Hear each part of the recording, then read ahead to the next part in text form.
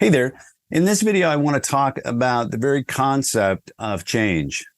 I think we're told so many different things about change. People don't change. People change slowly. People aren't able to change. People stop changing at a certain age. And I understand that you may be skeptical about giving it another shot.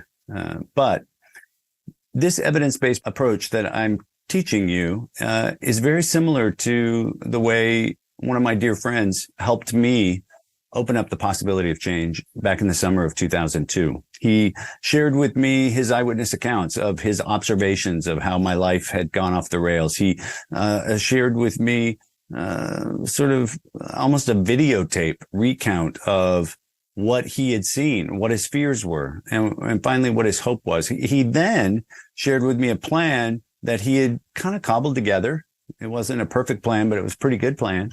And that's how I started to explore the possibility of change. Even though I understand you may be a little skeptical right now in terms of intervention and helping somebody begin change, know that I think you're probably bumping up against some of your preconceived notions about how people change, if they change slowly or with difficulty or not at all. Sometimes we hear the idea that a person has to want the help to change. And further, we've been told that human beings are literally hardwired to think and feel and act in certain ways. And other people tell us it's all set in stone at this age or that age. And psychologists have pegged the age of final gelling as early as 5 and as late as 30. So suffice it to say, we've heard many things about change, and then we've lived our own reality of trying to help somebody in ways that we think are useful, and then it doesn't work. The good news that people don't change is dead wrong. And the truth is that people can easily and quite often instantly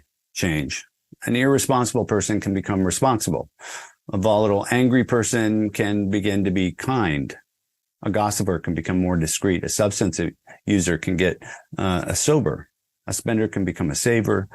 I don't care what it is. Every bad personality trait or unhealthy behavior can be turned around. People really can change and make their life and yours better. All they need is a little help to shift their attitude and behavior and often their feet. Where their feet go, the rest of them follow. And that's the key. People need help to change, particularly if they're engaged in self-destructive behaviors. They're emotionally unstable. They have huge mood swings. They exhibit extreme combativeness or corrosive behaviors that really destroy and dismantle relationships. Most effective catalyst for changing another person is you.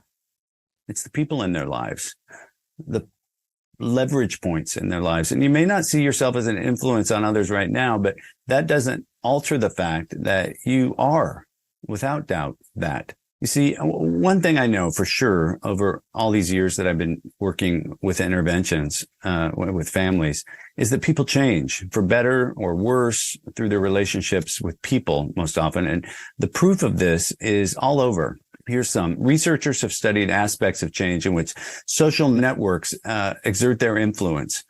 One study published in 2008 in the British Journal of Medicine showed that happiness is contagious. It ripples through social networks up to 3 degrees of separation. Knowing someone is happy makes you 15.3% more likely to be happy yourself, the study found. A happy friend of a friend increases your odds of happiness by almost 10%. Even if your neighbor's sister's friend can give you a boost, it counts. It's almost 5.5%. Researchers define happiness as a perfect score on the question, I feel hopeful about the future, or I'm happy, or I enjoy life. Another notion that often represents that somebody's happy is that they feel as good as the other guy, feel as good as the other gal. To spread a little happiness around, we can be upbeat ourselves. In this way, I'd ask you to be hopeful, even if you don't feel hope in your heart right now. Hang in with me. We're going to get through this. Look, all the research on change that I've explored backs up many previous studies that show how close relationships are so instrumental in many ways. We change best together. You've learned nearly everything you know from others, how to talk, how to dress, how to eat, how to play the piano, how to act in society, how to have intimate relationships. Who we are, what we know, how we act, these parts of ourselves are all formed through interactions with parents and relatives, friends, family, employees, employers, teachers.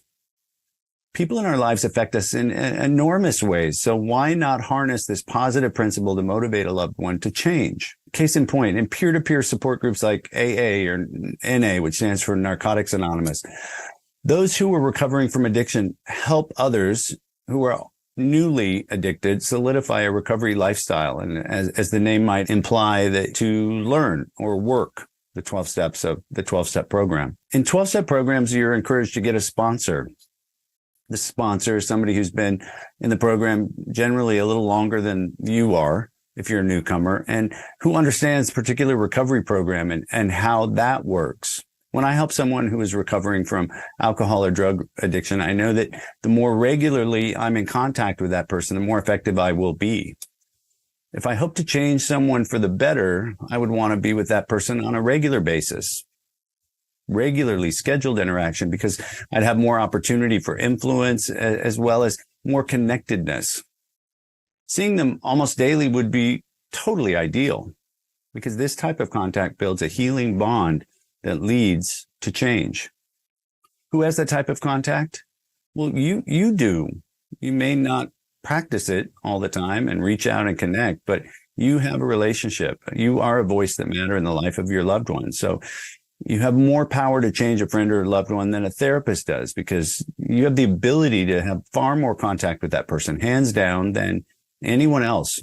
You know, so often we're looking for the expert or the know-it-all to come in and sweep the problem away and save the day. But it's really friends and family who have the most power and influence on the one we are trying to help. You know somebody who just desperately needs change, or you wouldn't be interested in intervention, and you can and will make change begin. Know this, that your efforts won't involve the usual stuff like nagging and prodding, manipulation, or threats. Really, we change best not on those things, but on points of leverage, relationship leverage being the most impactful. Some of this works better than others with different people, but it only has a minimal temporary impact unless it's practiced and expressed in the life of your loved one. So our idea of putting together an invitation for an intervention followed by a plan to get them into therapy or rehab is why it's so important to not think that you're going to be the doctor when they need a doctor, or be the nurse when they need a nurse, or be the therapist when they need the therapist. But without a doubt, you are a person who has leverage in the life of your loved one to say yes, to start this process. And look, they may argue, they may fight, they may quibble and deny they even have a problem. In fact, if you can ignore that and keep pushing, you don't even need to know exactly what their problem is before they start to get help. I have clients often that don't come clean about exactly what they're up to. And then when we admit them into a treatment program, the urine test is the great truth serum, because it tells what they're often unwilling to tell. Back at home, I think when people are getting ready for an intervention, they remember how in the past they pushed, they prodded, they've demanded, only to see their loved one dig their heels in. Look, I know it's hard when a loved one deceives you and lies to you, but the struggle and self-worth that's tied to that, it's a losing battle. The one who suffers that we're trying to help feels pretty crappy about themselves already. So no use to implicate them that they're even worse, or tell the worst stories in ways that degrade and further destabilize their self-esteem. Look, it's human nature to resist being coerced or told what to do, especially when people think they're pretty good at lying and that nobody knows what they're up to.